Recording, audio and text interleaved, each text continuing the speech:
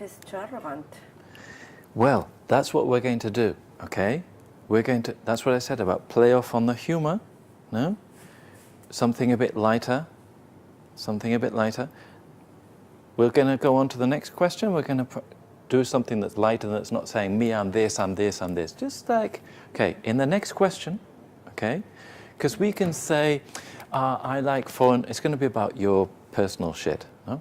So we can say, I like foreign travel because I'm good, then you know that this, and then because I will be best for the company. Okay, we're not going to do it like that. We're going to have a little change, okay? So not always doing it in the same way. What we're going to do is we're going to talk about your personal life and not try and sell anything. Not try and say that I like skiing, therefore I will be the best person to work in Switzerland. Let's just forget about the job, okay? Let's just be ourselves and be normal and have a chat, okay? Because then we vary. Because if the whole time you boom and boom, oh, this girl's a bit intense, huh? That's why with the humor, like with the Ellen DeGeneres, she can do the very, this is sad and the women's rights and all this. But then she makes a joke, no?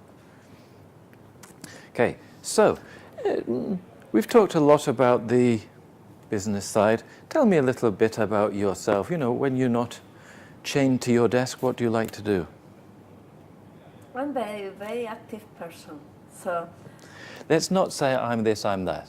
Let's just say, I like to play tennis, I like to do this. Not to sort of say, lots of use very positive adjectives about stuff. I like playing. Yeah, I like playing, I like to play tennis. You can say both. Okay, so we're not going to, this time we're going to change. Because you can do it either way, and you can choose how you want to do it. But just to practice, we're going to do it a different way. So we're not going to say, I'm very this and I'm very that, because I've heard this shit before, okay? Just say, tell me what you like to do. Imagine you in a bar talking to somebody, or you're on a blind date. Imagine you're on a blind date on this program that's on TV. So, you know, the guy doesn't want to hear anything about your company, you know, because that's not what all men want. You know, you've been to Switzerland before, I see. Yeah, I have been living there for 6 years. I joined the global team. I got the opportunity to have a rotation there. It was such a great experience. Really, I enjoy and I really have very good friends. And since then, I was spending more time, and at the end, I got the procurement for Basel. So I was moving there because the big volume was around there. Forget about the company. Tell me about the things you like in Switzerland outside work. I really enjoyed to be in Switzerland. It was so interesting because you have like the different communities. So I had my British community, I had the Irish community, I had a Spanish community, I had the Swiss community. It's strange because everyone says that it's very close, but I really arrived well with them. I had the German community, and it was so interesting to do different things, to have so many plans to go to my Swiss side, grow. And I start to discover the nature. I have been always living in Madrid, city girl, but I start to discover about the nature, about biking, about the mountains, and I just love it. So you like cycling? Oh yes, I bought last year a very, very expensive bike for me, to be really? honest. How much was your bike? My bike was, well, compared maybe with the ones that you have, it's not so much, but for me, which I was like beginner, it was quite expensive. I paid 1,000 euros. That's a lot for a bike, huh? So gorgeous. I can do everything.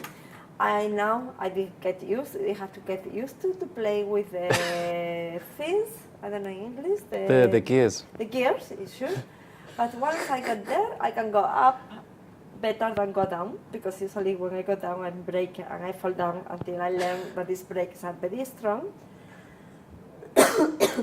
And I'm exploring a lot of different places. Okay, I like the way you're doing this, not talking about Roche. Okay, not talking about the Roche communities. And it's funny, you tell me the story about and you fall off or something, I don't know what you were saying. This is nice, this is relaxed. Because sometimes it's I this and I this, no? Yeah. And you like cinema and reading, I see from your CV as well. Yes, yes. I like reading a lot. I took some time because I didn't want to ensure I just reading in English. It's not the same to read in your own language but to read in English. I was really taking some time, but now I getting very familiar with that, and I have a huge list of English books. And I have it as well with the audio, so I go to bed every day. I have my Kindle, and I love it. Go to bed and reading, even I don't need the lights. I just go inside my canopy, and I just start to explore different things. I can be even reading 3 books at the same time. 3 books at the same time? Yes. I can't do that. Because they have different purpose. So I have my interesting book from my private, something I want to learn. Private life. Private life. And then I have something for business, maybe to know how to improve processes, whatever, which I read a chapter and I'm done. Okay, I like that brackets there, and I like that sort of funny face you did with the lip like this. You went, This is not sounding boring, and it's not sounding fake. Okay. I like this. This is nice. I like, sometimes if I was in an interview and all the time I had to speak to the bloody girls about the team and boring things like that, I would get bored.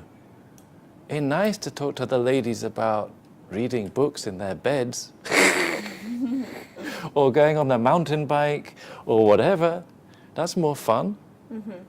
No? Maybe I've done 100 interviews today. Maybe I want somebody that I go to the office and they tell me about their book they're reading. No? Maybe. Think about this. Imagine that I want you to work for me. And the whole time you're like, but I'm this and I'm that and I can do this. Okay, that's cool. But then sometimes you're like, I don't give a shit. I'm just reading my book and going on my bike. I think, okay, that's cool. No? Then you have that balance. I'm not saying it's just books and bikes. No? And I also think that they say that you sound arrogant and these things, but if at certain points you say, listen, I can do this, this and this because I'm qualified here, here and here. But then you leave it there, and on other bits you don't do that so much. Then you're balanced. No? Because if you start in your private life and say, but I can read a book faster than you and I can do this, and I think this girl's a fucking pain in the ass. No?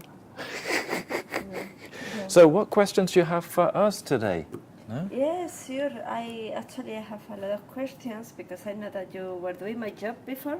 You were doing this position. So I would like to ask you, what advice would you give me? What should I do in the coming 60 days? That's a good question. That's a good question. What has been the lesson learned? There already has been some implementations. What have been the main lesson learned? If you would have to start again, I'm just doing everything. If you had to start, not if you would have to. If you have to start again, what would you do differently?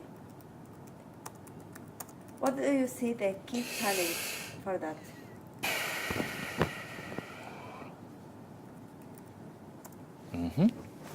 What do you see the key challenge for this position? Good question. What kind of goals this position could have?